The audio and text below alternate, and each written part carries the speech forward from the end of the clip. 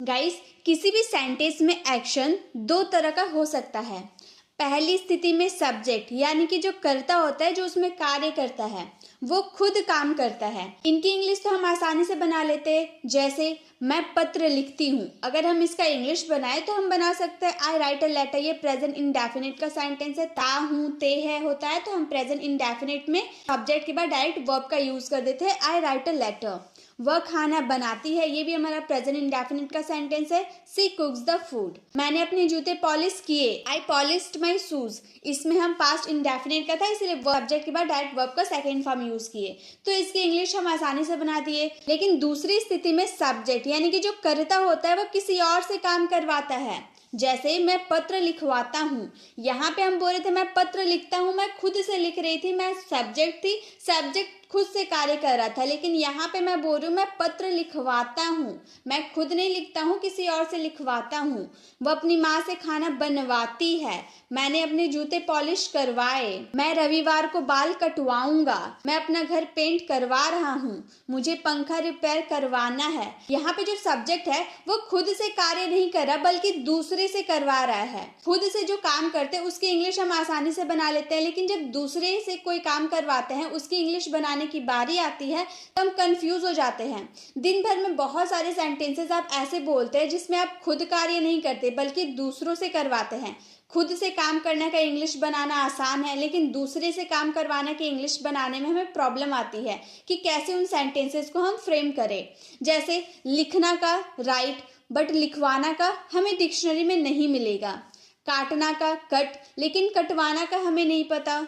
करना का डू, लेकिन करवाना का क्या होगा हमें नहीं पता। गाइस, ये बहुत ही अंडररेटेड टॉपिक है। स्टूडेंट जनरली इस टॉपिक को इग्नोर कर देते हैं। यही कारण है कि ज़्यादातर स्टूडेंट को इंग्लिश बोलने में दिक्कत होती है, क्योंकि अगर आप इस टॉपिक को इग्नोर करते अच्छे से नहीं सीखते हैं तो ये बात 100% पक्की है कि आप इंग्लिश नहीं बोल पाएंगे। इसलिए ये टॉपिक आपको बहुत ही अच्छे से समझना है ताकि आपको इंग्लिश बोलने में हिचकिचाहट ना हो। तो आज हम बात करने वाले हैं कुछ करने की नहीं, बल्कि कुछ करवाने की इंग्लिश। कुछ करने की इंग्लिश आपको डिक्शनरी में मिल जाएगी, लेकिन कुछ करवाने की इंग्लिश आपको डिक्शनरी में नहीं मिलेगी। हम कुछ करवाने की इंग्लिश बनाने के लिए हम कुछ स्पेशल वर्ब्स की मदद लेते हैं, और उसी वर्ब्स को हम कॉजेटिव वर्ब यानी कि प्रेरणार्थक क्रिया भी कहते हैं। और जो सेंटेंसेस में इस कॉजेटिव वर्ब का यूज किया जाता है वो सेंटेंसेस को हम कॉजेटिव सेंटेंसेस कहते हैं, यानी कि प्रेरणार्थक वाक्य। अब ऐसे सेंटेंसेस को हम कॉजेटिव सेंटेंसेस क्यों कहते हैं?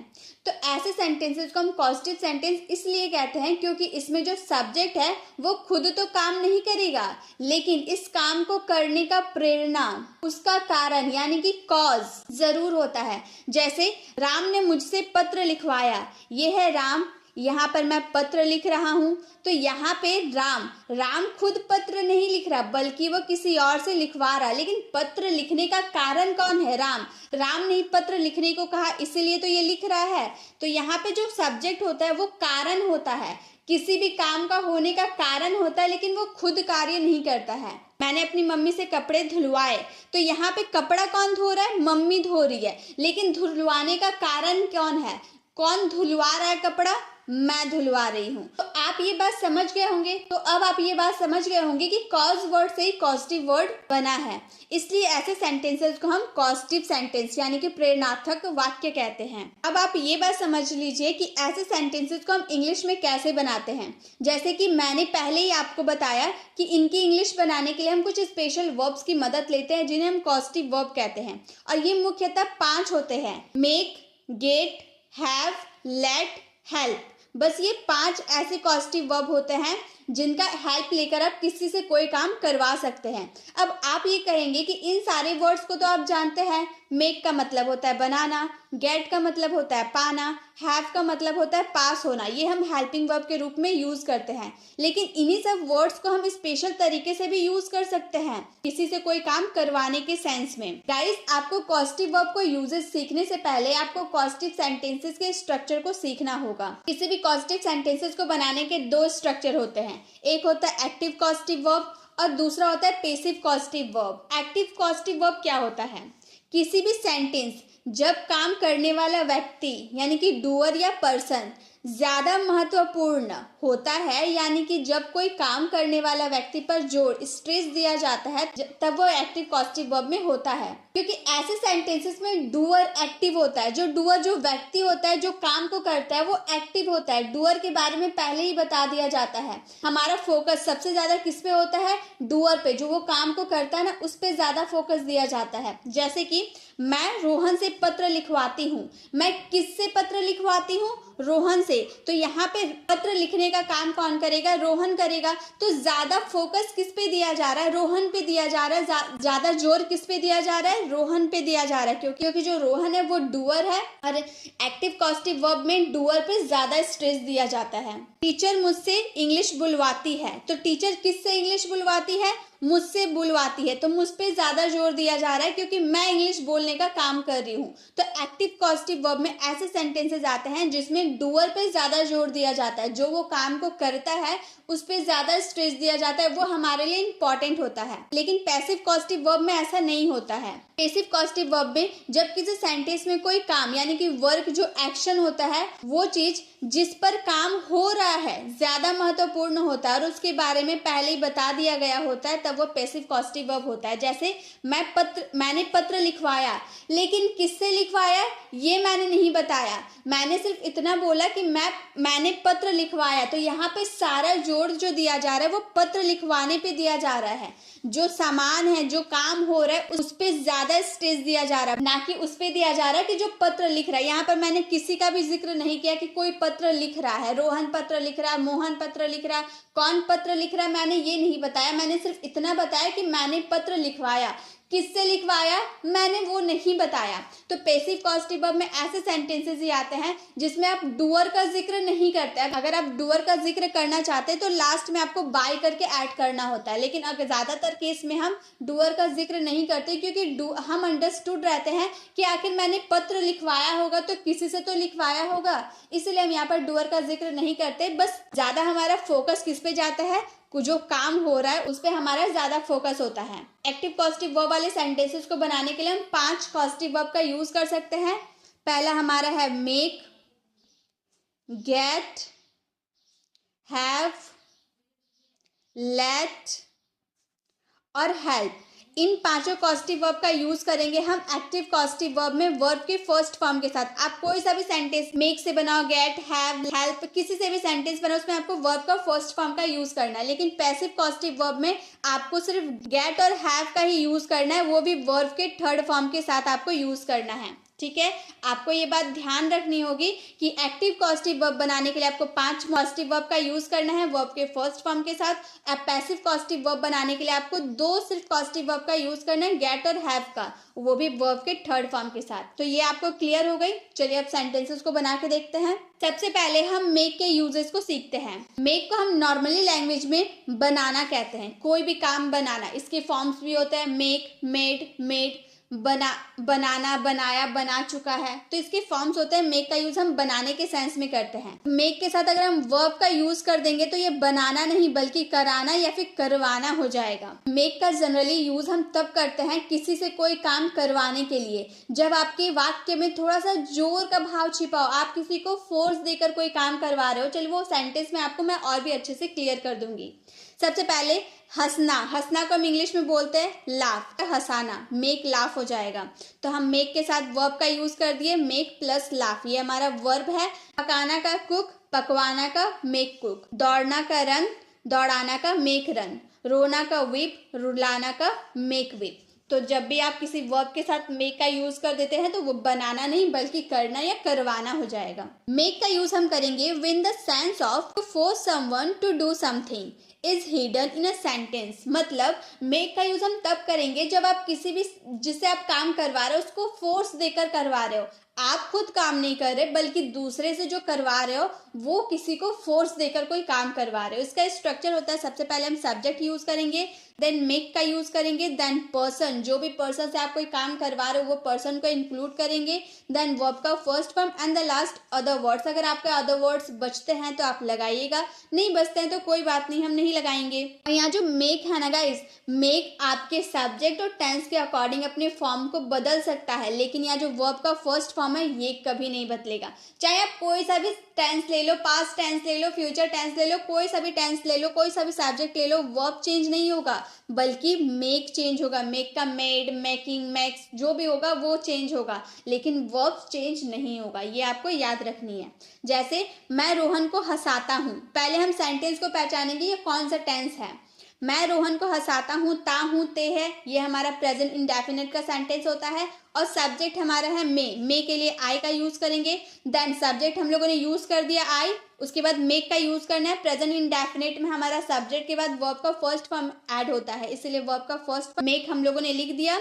देन पर्सन, क्या काम, कौन काम कर रहा है, मैं किसको हंसा रहा हूँ, रोहन को हंसा रहा हूँ, तो रोहन हमारा पर्सन है तो रोहन लिख देंगे। देन हंसाने का काम हो रहा है, वर्ब का फर्स्ट फॉर्म तो laugh. I make Rohan laugh, मैं रोहन को हंसाता हूँ, आई मेक रोहन लाफ। तुम उसे रोज रुलाते हो, ते हो, ता हो, ये भी प्रेजेंट इंडेफिनिट का सेंटेंस है और यहाँ पे हमारा सब्जेक्ट है यू के बाद हमें वर्ब का फर्स्ट फॉर्म यूज करना है तो मेक का मेक ही रहने देंगे। देन किससे मैं रोज रुलाता हूँ, उसे हमारा पर्सन है तो हिम यूज करेंगे। देन रुलाने का काम हो रहा है क्राई, रोज, everyday, you make him cry everyday, तुम उसे रोज रुलाते हो। वह अपनी बहन को रुलाता है, वह अपनी बहन को रुलाता है, ये भी हमारा प्रेजेंट इंडेफिनिट का सेंटेंस है। वह के लिए हम ही का यूज करेंगे, ही हमारा थर्ड पर्सन सिंगुलर है इसलिए मेक का हम लोगों ने मैक्स बना दिया। देखिए यहाँ पर मैक हम लोगों ने अपने सब्जेक्ट के अकॉर्डिंग चेंज कर दिए हैं, तो इसी तरह से आपको भी चेंज करना है। He makes his sister cry, he makes his sister cry, यहाँ पे अपनी बहन के लिए हिज सिस्टर का यूज किया गया है। He makes his sister cry, वो अपनी बहन को रुलाता है। मैंने अपनी बहन से खाना बनवाया, करवाया, खिलवाया, मैंने के लिए आई के बाद वर्ब का सेकेंड फॉर्म यूज होता है पास्ट इंडेफिनिट में, इसीलिए मेक का हम लोगों ने मेड बना दिया। I made my sister cook food, I made my sister cook food, मैं उससे अपना काम करवा रहा हूँ, ये हमारा प्रेजेंट कॉन्टिन्यूअस का सेंटेंस है। रहा हूँ, रहे हैं, प्रेजेंट कॉन्टिन्यूअस का सेंटेंस होता है। सबसे पहले सब्जेक्ट यूज करना है, मे के लिए हम लोगों ने आई का यूज किया। प्रेजेंट कॉन्टिन्यूअस में इज एम प्लस वर्ब में आईएनजी यूज करना होता है, इसलिए एम के साथ हम लोगों ने मेक का मेकिंग कर दिया। आई एम मेकिंग हिम, किससे काम करवा रहा हूँ, उससे, तो him do my work, I am making him do my work, मैं उससे अपना काम करवा रहा हूँ। वह मुझसे अपना कार चलवा रहा था, रही थी, ये पास्ट कॉन्टिन्यूअस का सेंटेंस हो गया। ही was making me drive his car, was were plus verb में आईएनजी लगता है, इसलिए हम लोगों ने वॉज ही के साथ वॉज लगाया क्योंकि ही हमारा थर्ड पर्सन सिंगुलर है। Then making me drive his car, he was making me drive his car, वह मुझसे अपना कार चलवा रहा था। तुम्हें अपनी मम्मी से अपने कपड़े नहीं धुलवाने चाहिए किसी को एडवाइस या सजेशन दे रहे हैं ना कि आपको ये काम नहीं करवाना चाहिए, तो एडवाइस देने के लिए हम शुड का यूज करते हैं, तो हम बोलेंगे यू शुड नॉट, पहले यहाँ नहीं धुलवाना चाहिए इसलिए शुड नॉट का यूज किए। देन मेक, वर्ब का first form, you should not make your mother wash your clothes, तुम्हें अपनी मम्मी से कपड़े नहीं धुलवाने चाहिए। तो मेक का जब भी आप यूज करेंगे, किसी को कोई काम फोर्स देकर आप करवाएंगे तो मेक का यूज उसमें करेंगे आप। अब मेक से रिलेटेड एक सेंटेंस आप लोगों के लिए है, तुम्हें अपनी बहन से खाना नहीं बनवाना चाहिए, इसका आंसर आपको कमेंट बॉक्स में करना है। नेक्स्ट हम देखेंगे गेट के uses. To convince, persuade someone to do something, मतलब किसी को आप कोई काम करवाने के लिए कन्वेंस करो या परसुएड करो, उसे मना रहे या राजी करवा रहे हो कि भाई तुम ये काम कर दो, तो उसमें गेट का यूज करेंगे। मेक का यूज कर रहे थे किसी को फोर्स, उस पर दबाव देकर कोई काम करवा रहे थे तो मेक का यूज कर रहे थे, लेकिन गेट का यूज करेंगे किसी को परसुएड, कन्वेंस करके कोई काम करवाएंगे, राजी करके या उससे मना कर कोई काम करवाएंगे तो गेट का यूज करेंगे। इसका भी स्ट्रक्चर है subject, then get, then person, उसके बाद आपको टू का यूज करना है। मैक के स्ट्रक्चर में आपको टू का यूज नहीं करना था, लेकिन गेट के स्ट्रक्चर में आपको टू का यूज करना है। देन वर्ब का first form and the last other words. जैसे वो अपनी मम्मी से कपड़े धुलवाता है, प्रेजेंट इंडेफिनिट का सेंटेंस, तो हम अगर मेक का यूज करें फोर्स देकर, अगर वो अपनी मम्मी से कपड़े धुलवाता है तो हम बोलेंगे he makes his mother wash cloth, he makes his mother wash cloth. अगर वो फोर्स देकर अपनी मम्मी से कपड़े धुलवाता है तो यहाँ पर मेक का यूज करेंगे, लेकिन अगर वो कन्वेंस करके, परसुएड करके अपनी मम्मी से काम करवा रहा है तो हम बोलेंगे he gets his mother to wash clothes, he gets his mother to wash cloth. यहाँ पे टू का यूज करना था, इसलिए देखिए वर्ब के फर्स्ट फॉर्म से पहले हम लोगों ने टू का यूज किया, लेकिन यहाँ पे हम लोगों ने टू का यूज नहीं किया। ठीक है, यही डिफरेंस है, आपको समझना होगा। मैं उससे अपना काम करवा रहा हूँ, रहे हैं प्रेजेंट कॉन्टिन्यूअस का सेंटेंस। अगर हम फोर्स देकर उससे अपना काम करवा रहे हैं तो हम बोलेंगे I am making him do my work. I am making him do my work. अगर हम उसे परसुएट करके, उसे मना कर, कन्विंस करके कोई काम करवा रहे हैं तो हम बोलेंगे I am getting him to do my work. I am getting him to do my work. उसने मुझसे एक पत्र लिखवाया। अगर उसने फोर्स देकर मुझसे पत्र लिखवाया तो हम बोलेंगे he made me write a letter. He made me write a letter. अगर वो मुझे मना कर, परसुएट करके अगर मुझसे पत्र लिखवाता तो मैं बोलती he got me to write a letter. He got me to write a letter. वह मुझसे अपनी कार चलवा रहा था।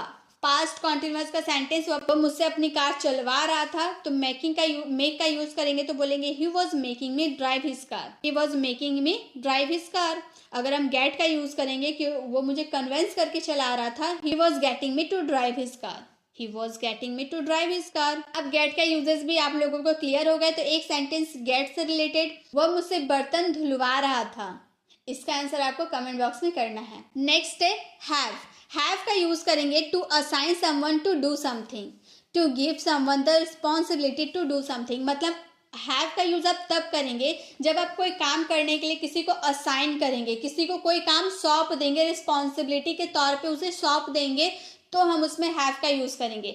मेक का यूज करते थे किसी को फोर्स देकर कोई काम करवाते थे तब। गेट का यूज करते थे जब हम किसी को कन्विंस करते थे कोई काम करने के लिए तब। और हैव का यूज करेंगे जब हम किसी को कोई काम सौंप देंगे, उसे रिस्पॉन्सिबिलिटी के तौर पे उसे दे देंगे कि भाई तुमको ये काम करना है, तो हम उसमें हैव का यूज करेंगे।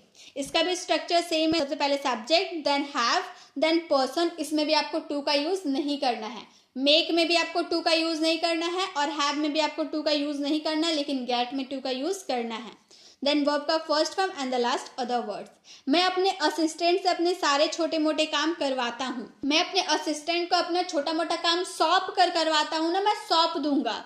तो अगर मैं सौंप कर वो काम करवाता हूँ, उसे रिस्पॉन्सिबिलिटी के तौर पे मैं उसे दे देता हूँ, तो हम बोलेंगे I have my assistant to do all minor works. I have my assistant do all my minor works. अगर हम उसे कन्विंस करके कोई काम करवाते तो हम बोलते I get my assistant to do all my minor works. वह मुझे हंसा रही थी। यहाँ पे अगर वो मुझे रिस्पॉन्सिबिलिटी, यहाँ पे तो थोड़ा अटपटा सवाल है लेकिन फिर भी मैं आपको समझाने के लिए बता रही हूँ। वह मुझे हंसा रही थी, अगर वो मुझे जिम्मेदारी देती तो हम बोलते he was having me laugh. She was having me laugh. अगर वो मुझे कन्विंस करके हंसाते कि भाई तुम हंस दो थोड़ा, हम बोलते she was getting me to laugh. She was getting me to laugh। मैंने मैकेनिक से अपना पंखा रिपेयर करवाया। तो मैंने क्या, पंखा मेरा खराब हो गया था, मैंने मैकेनिक पास लेकर गई मैं और उसे रिस्पॉन्सिबिलिटी दे दी कि तुम्हें शाम तक ये पंखा ठीक करना है। उसे असाइन कर दिए पंखा ठीक करने के लिए, उसे रिस्पॉन्सिबिलिटी दे दिए। तो हम बोलेंगे I had my mechanic to repair my fan. I had my mechanic to repair my fan. अगर हम उसे कन्विंस करके, मेरा फ्रेंड रहता वो मैकेनिक और मेरे पास पैसे नहीं होते तो मैं उसे कन्विंस करके कोई काम करवाता, तो मैं बोलती I got a mechanic to repair my fan. I got a mechanic to repair my fan. तो यहाँ पे आपने हैव का हैड बना दिया क्योंकि यहाँ पे करवाया, खाया, पिया ऐसे वाले सेंटेंस है जो हमारा पास्ट इंडेफिनिट का सेंटेंस होता है, इसीलिए सब्जेक्ट के बाद वर्ब का सेकेंड फॉर्म, हैव का सेकेंड फॉर्म हैड होता है, तो हैड का यूज किए। लेकिन अगर हम यहाँ पर देखिए गेट में आप टू का यूज किए, लेकिन अगर हैव के साथ टू का यूज कर देते तो उसका क्या मीनिंग होता है वो भी मैं बता देती हूँ। I had a mechanic to repair my fan, same sentence है, बस यहाँ पर रिपेयर से पहले टू का यूज कर दिए। तो जनरली ये हेल्पिंग वर्ब के रूप में यूज होता है और इसका हिंदी मीनिंग हो जाता है मेरे पंखे को रिपेयर करने के लिए मेरे पास एक मैकेनिक था। यहाँ पे आप दूसरा सेंस निकाल रहे हैं, लेकिन अभी तो आपने करवाया का सेंस निकाल रहे हैं ना, इसलिए यहाँ पे आपको टू का यूज नहीं करना है, गलती से भी नहीं करना है। ठीक है, मैं किसी अच्छे डॉक्टर से इस बीमारी का इलाज करवाऊंगा, तो यहाँ पे असाइन करूंगा, रिस्पॉन्सिबिलिटी दूंगा किसी डॉक्टर को कि मुझे अच्छे से ठीक कर दो। तो मैं बोलूंगी आई will have a good doctor treat his disease. I will have a good doctor treat this disease. यहाँ पे करवाऊंगा गागे यार, इसलिए विल का यूज किया। अगर हम कन्विंस करके करते तो हम बोलते I will get a doctor to treat this disease. I will get a good doctor to treat this disease. आप मुझसे ये काम क्यों करवा रहे हो? Why are you having me do this work? Why are you having me do this work? या फिर अगर हम कन्विंस करके करते तो हम बोलते हैं why are you getting me to do this work? Why are you getting me to do this work? तो have के भी यूजेस आप लोगों को हो गए क्लियर। एक सेंटेंस आप लोगों के लिए है, मैंने अपना टीवी मैकेनिक से ठीक करवाया। इसका आंसर आपको कमेंट बॉक्स में करना है। अब है हमारा कॉस्टिव वर्ब लेट। लेट का यूज आपको पता होगा, किसी को करने देने के सेंस में हम लेट का यूज करते हैं। To allow, permit someone to do something, मतलब किसी को भी कोई काम करने के लिए अलाउ करना, उसे अनुमति देना। इसका स्ट्रक्चर है subject, then let, then person, then verb का first form and the last other words. मेरे पापा ने मुझे खेलने दिया। मेरे पापा ने नहीं खेला, मुझे खेलने दिया, तो हम बोलेंगे my father let me play. My father let me play, मैं उसे वीडियो गेम खेलने देता हूँ। I let him play video games. I let him play video games. उसने मुझे अपनी साइकिल चलाने दी। He let me ride his bicycle. He let me ride his bicycle. तुम मुझे पढ़ने नहीं देते हो। You don't let me study. You don't let me study. तो लेट के यूजेस बहुत ही आसान होते हैं। अब एक सेंटेंस आप लोगों के लिए है, उसने मुझे खेलने दिया। इसका आंसर आपको कमेंट बॉक्स में करना है। नेक्स्ट है help, to assist someone to do something, मतलब किसी को कोई काम करने में आप मदद करना। वो अगर कोई काम कर रहा है तो जाकर उसकी मदद करने के सेंस में आपको हेल्प का यूज करना है। Subject, then help, then person. इसमें आप टू को मैंने ब्रैकेट में इसीलिए रखा है क्योंकि इसमें आप टू का यूज कर भी सकते हैं, नहीं भी कर सकते, इसमें कोई दिक्कत नहीं है। देन वर्ब का first form and the last other words. मैं नाश्ता बनाने में आपकी मदद करूंगा। I will help you to prepare breakfast. यहाँ पे यू के बाद टू का यूज किए ना, पर्सन के बाद टू का यूज किया है, तो बोलेंगे I will help you to prepare breakfast. अगर हम टू का यूज ना करें तो हम बोलेंगे I will help you prepare breakfast. I will help you prepare breakfast. दोनों का हिंदी मीनिंग होगा सेम, मैं नाश्ता बनाने में आपकी मदद करूंगा। उसने बैग उठाने में मेरी मदद की। He helped me carry the bag. He helped me carry the bag. अगर टू का यूज करें तो बोलेंगे he helped me to carry the bag. He helped me to carry the bag. तो have का यूज में ज्यादा कुछ नहीं था, इसीलिए मैंने आपको ज्यादा सेंटेंसेस नहीं दिए। एक सेंटेंस आप लोगों के लिए है, खाना बनाने में उसने मेरी मदद की। इसका आंसर आपको कमेंट बॉक्स में करना है। अब एक्टिव कॉस्टिव का बात हम लोगों ने कर लिया, गेट, हैव, मेक, लेट और हेल्प। पांचों कॉस्टिव वर्ब हम लोगों ने कर लिया कवर। अब हम करते हैं पेसिव कॉस्टिव सेंटेंसेस देखेंगे। जैसे we mostly use to causative verb in a passive structure. Passive causative verb में मैंने आपको स्टार्टिंग में ही बताया कि ऐसे सेंटेंसेस में डूअर जो होते हैं वो अंडरस्टूड रहते हैं कि कोई भी काम आप करवा रहे हो तो किसी से तो करवा रहे हो। जैसे कि इसमें हमेशा वर्ब का फर्स्ट फॉर्म नहीं बल्कि थर्ड फॉर्म का यूज होता है। सबसे पहले आपको सब्जेक्ट यूज करना है। आप गेट का भी यूज कर सकते हो, हैव का भी यूज कर सकते हो। अगर आप किसी को कन्वेंस करके कोई काम करवा रहे हो तो गेट का यूज करना। अगर आप किसी को असाइन करके कोई काम करवा रहे हो तो हैव का यूज करना। उसके बाद थिंग्स। पैसिव कॉस्टिव में तो वैसे ही सेंटेंस आते हैं जिसपे आप कोई वस्तु पे जोड़ देते हैं, इंसान पे नहीं। जो काम वो कर रहा है उस पे आप जोड़ नहीं देते हैं, जो काम हो रहा है, जो वस्तु पे जो काम हो रहा है उस पे जोड़ दिया जाता है, तो उसका जिक्र हम करेंगे गेट या हैव के बाद।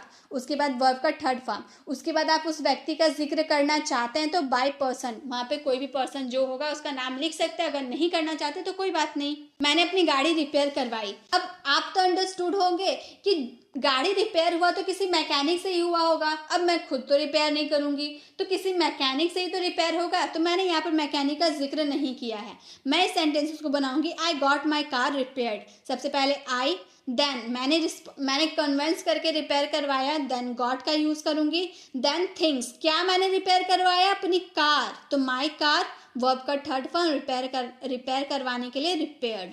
I got my car repaired. Have का यूज करें तो हम बोलेंगे I had my car repaired. I had my car repaired. Doer का जिक्र करना चाहते हैं, यहाँ पर डूअर का जिक्र जो ये रिपेयर करा उसका जिक्र करना चाहते हैं तो हम बोलेंगे आई गॉट या फिर हैड, जिसका भी यूज आप करें। My car repaired bye a mechanic, मतलब मैंने अपनी गाड़ी रिपेयर करवाई मैकेनिक द्वारा।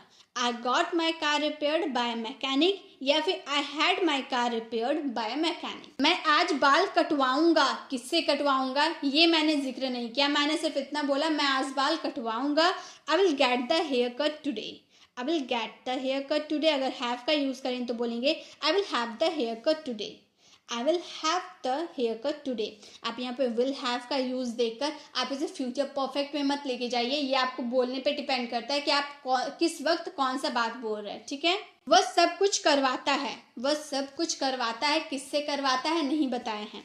ही gets everything done, he gets everything done या फिर he has everything done. He has everything done. वह हर साल अपना घर पेंट करवाता है. He gets his house painted every year. He gets his house painted every year. He has his house painted every year. He has his house painted every year. मैं यह काम नहीं करवा सकता हूँ. मैं ये काम नहीं करवा सकता हूँ. सकता है, सकता हूँ, इसके लिए हम कैन का यूज़ करते हैं. हम बोलेंगे I can not get this work done. I can not get this work done. या फिर हैव का यूज़ करेंगे तो बोलेंगे I can not have this work done. I can not have this work done. मैं अपना काम करवा रहा हूँ. किसी से तो काम करवा रहा हूँ, तो आई am getting my work done. I am getting my work done. या फिर I am having my work done. I am having my work done. तुम्हें यह काम करवाना चाहिए. You should get this work done.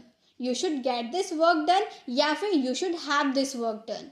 You should have this work done. तो इसी के साथ गाइज हम लोगों ने एक्टिव कॉस्टिव वर्ब को भी देख लिया कि उसमें कैसे सेंटेंसेस आते हैं, कैसे कॉस्टिव वर्ब का यूज होता है. और पैसिव कॉस्टिव वाले सेंटेंसेस को भी हम लोगों ने देख लिया कि उसमें कैसे सेंटेंसेस आते हैं. अब एक सेंटेंस आप लोगों के लिए है. मैं खाना बनवाती हूँ.